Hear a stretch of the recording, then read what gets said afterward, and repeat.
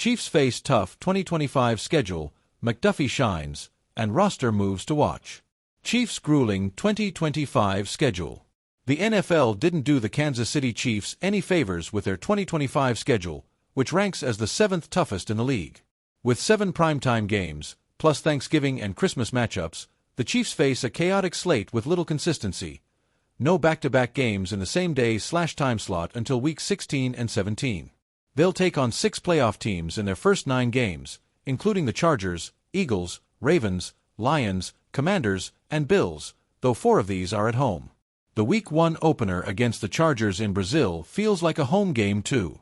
The Chiefs' bye in Week 10 is a welcome change from last year's early Week 6 bye. Post-bye, they face 3 playoff teams, including 2 games against the Broncos. The final 4 games, Chargers, Titans, Broncos, Christmas, and Raiders, could decide the AFC West, a division where 3 of 4 teams made the playoffs last year. The Chiefs have a slight rest advantage, plus 2 days, compared to the Raiders' brutal minus 19 days, but their schedule's intensity, with matchups against 4 of the top 5 scoring offenses and 5 games against the NFL's top 3 defenses from 2024, makes it a gauntlet. Compared to the Bills' cakewalk schedule, easiest in the league, minimal travel, the Chiefs are in for a fight. How confident are you in the Chiefs' chances on a scale of 1 to 10? Let me know. Trent McDuffie, a star worth paying. Cornerback Trent McDuffie, who turns 25 just before the Chiefs' Week 2 clash with the Eagles, is no longer under the radar. For the second straight year, he's the only Chiefs player on PFF's top 25 under 25 list, climbing from 10th in 2023 to 5th in 2024.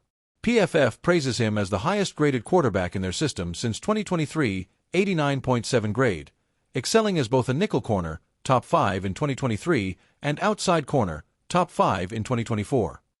His versatility, playing inside, outside, and blitzing, makes him invaluable to Steve Spagnuolo's defense. In 2023, he racked up 19 pressures, 9 quarterback hits, and 3 sacks, followed by a team-leading 13 pass breakups in 2024. With new additions like Christian Fulton, signed to a 2-year deal, third-round draft pick Noel Williams, and a healthy Jalen Watson, the Chiefs' cornerback room is deeper than ever, freeing McDuffie to shine anywhere on the field. I'm pushing for the Chiefs to extend him before the season starts. His value is only going up. GM Brett Veach plans to finalize a deal with franchise-tagged right guard Trey Smith by July 15th, then focus on extensions for McDuffie and George Karlaftis, both secured through 2025 via 5th-year options. With Derek Stingley Jr., 30M APY, and J.C. Horn, 25M APY, setting the cornerback market, McDuffie could land between 27.5M and 30M per year. Some fans hesitate at paying a corner that much, citing the Chiefs' success drafting defensive backs and big contracts for stars like Mahomes, Kelsey, and Jones. But elite players like McDuffie don't walk away, you pay them and build around them. What's your take? Is 30M too much for a corner, or is McDuffie worth it? Recent roster moves. The Chiefs made several roster moves recently. They waived running back Keontae Ingram with an injury designation. He cleared waivers and reverted to injured reserve, freeing a roster spot while allowing recovery.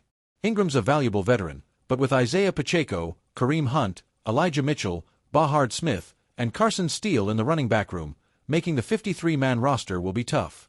Wide receiver Justin Lockhart, also waived with an injury designation, reached an injury settlement and is now a free agent.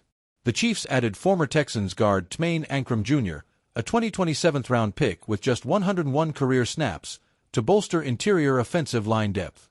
At 6 feet 1 inch, 314 pounds, he's a long shot for the roster but adds competition at left guard, where Kingsley Suamataia, Mike Caliendo, and Hunter Norzad are vying for the starting spot.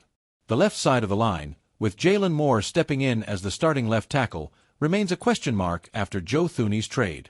First-round pick Josh Simmons, recovering from a knee injury, and veteran DJ Humphries, who briefly signed with the 49ers but has no deal, could also factor in.